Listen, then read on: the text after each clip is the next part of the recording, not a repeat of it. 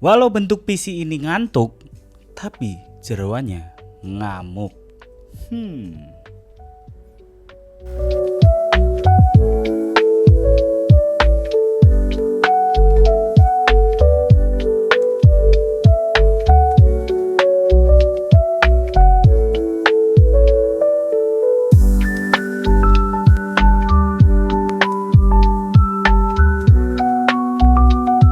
Jadi kalau kalian ngikutin, Tekdung ini ada project PC Sleeper, yang dimana artinya menggunakan casing yang gak jelas, lawas gitu ya, tapi jeroannya sangar cuy, atau speknya gahar lah. Aku udah bikin 2 video dimana ini progresnya dan juga untuk prosesnya bagaimana. Kalian bisa tonton 2 video yang lalu ya teman-teman. Nanti aku sematin di sini.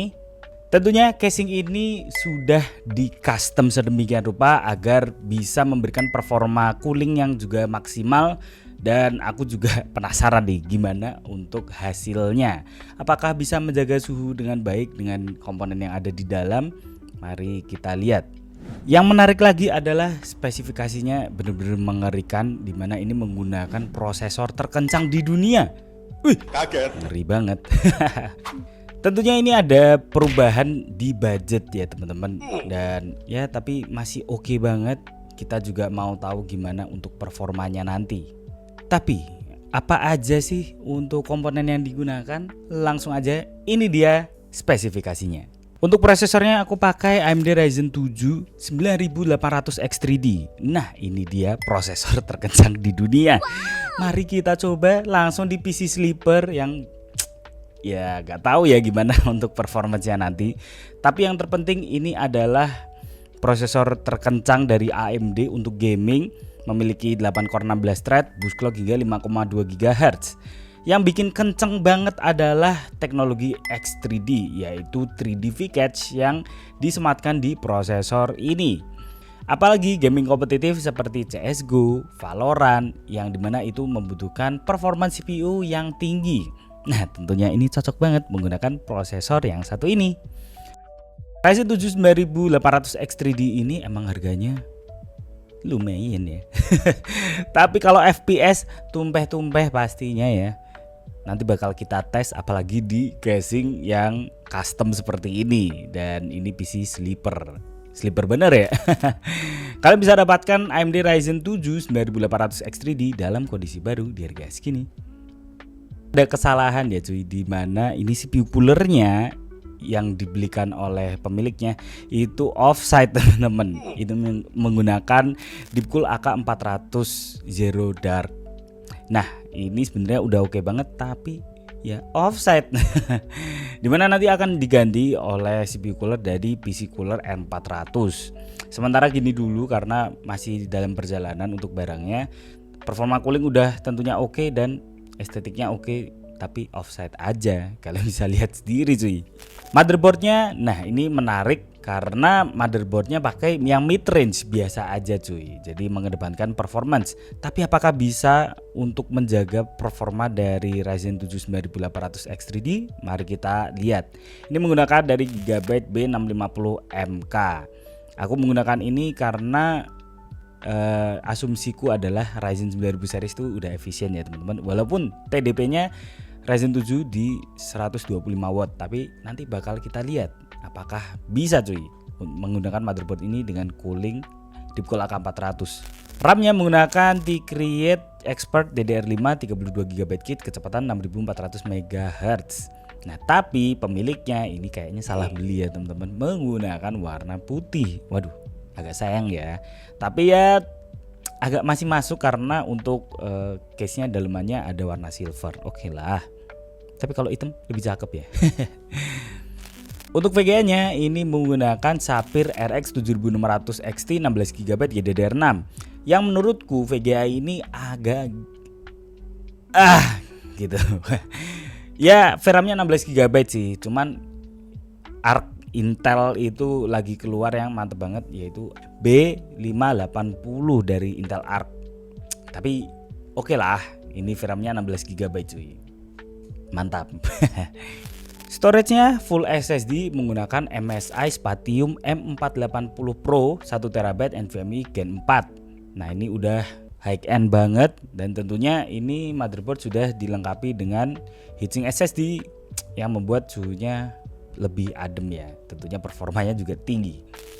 PSU-nya nggak main-main cuy, pakai dari Corsair RM 650 80 Plus Gold.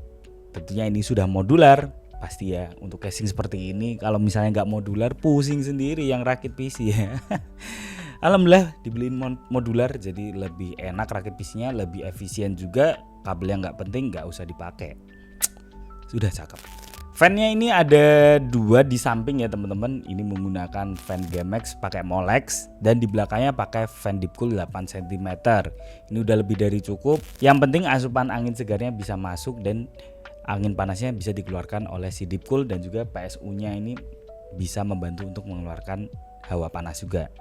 Tapi yang penting udah ada fan intake-nya. Oke, mantap. Itu dia untuk speknya, udah mantep banget bukan? Aku juga mau ngasih tahu perjalanan sampai PC ini jadi. Yang pertama adalah casing ini di CNC cutting di bagian sampingnya ini untuk mounting fan-nya ya teman-teman, dan bisa memasukkan angin segar ke dalam sini yang membuat airflow-nya menjadi lebih bagus tentunya. Bawaannya airflow-nya ya di samping jelek gitu ya. Dan di samping ini aku kasih frame-nya ini aku potong dan aku kasih akrilik biar bisa kelihatan. Nah, nanti CPU coolernya bakal diganti yang lebih kecil agar bisa tertutup dengan rapi. Biar gak kotor-kotor banget gitu ya. Untuk desain CNC cutting aku desain sendiri menggunakan aplikasi gratis yaitu Canva. Pokoknya sekreatif mungkin cuy, pasti bisa. Dan akhirnya setelah diukur untuk fan-nya, bautnya dan kawan-kawan aman lancar jaya. Mantap. Sebelum tahu performanya, kita rakit terlebih dahulu.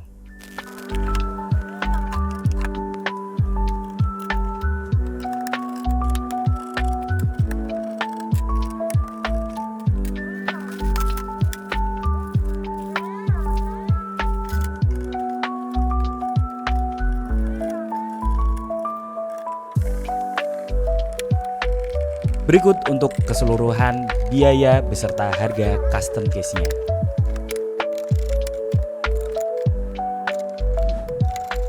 Jadi itu dia proses sampainya rakit PC sleeper ya. Menurut kalian gimana? Apakah worth it? Tapi sebelumnya kita lihat dulu performanya ya. Gimana? Langsung aja, ini dia benchmarknya.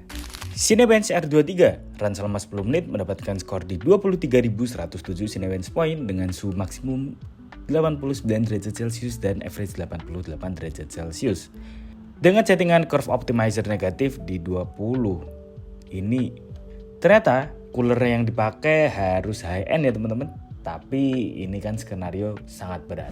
Premiere Pro 2023 video berdurasi 5 menit 4K 60 dapat dirender selama 1 menit 44 detik. Ini cepet ya cuy, mantap. Valorant 1080p low kompetitif.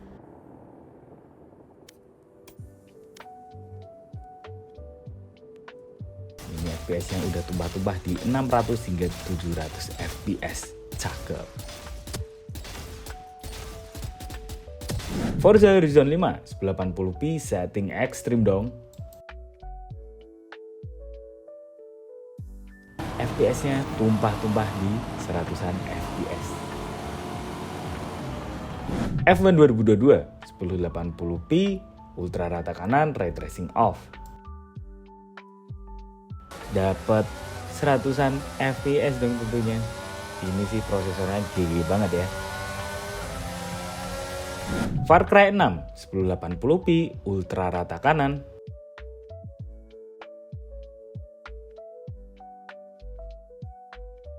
FPS-nya stabil di 90-an FPS. Mantep.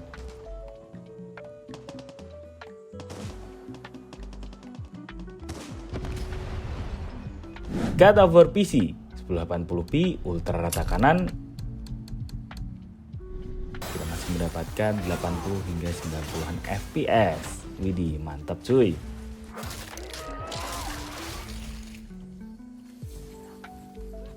Spider-Man Miles Morales 1080p ultra rata kanan ray tracing on. Kita masih mendapatkan FPS yang sangat decent banget di 60 hingga 70-an FPS. Ini tanpa FSR atau scaling apapun ya. Wih, kenceng loh. Ketika ray tracingnya di offin, kita dapat FPS yang lebih tinggi lagi di 90 hingga 100-an FPS. Ini sih gila ya. Konsumsi dayanya berada di atas 250 watt hingga 290 watt. Ya oke lah ya dengan performa yang didapatkan. Mantep cuy untuk prosesornya. Nah gimana nih menurut kalian? Apakah worth it rakit PC seperti ini? Ya budgetnya mungkin 20 juta teman-teman untuk PC-nya saja, belum dengan monitor. Tapi kalau kalian suka casing kantoran yang sleeper kayak gini ya, terus habis itu performanya tapi gahar, menurutku worth it sih kalau kalian suka. Emang nggak bisa dibandingin dengan ya casing yang baru dan lain-lain. Ini tuh kayak hobi tersendiri, kesukaan tersendiri. Jadi ya selera sih ya. Tapi kalau kalian gimana? Apakah pengen kalian rakit PC seperti ini atau ada ide? Langsung aja drop di kolom komentar di bawah.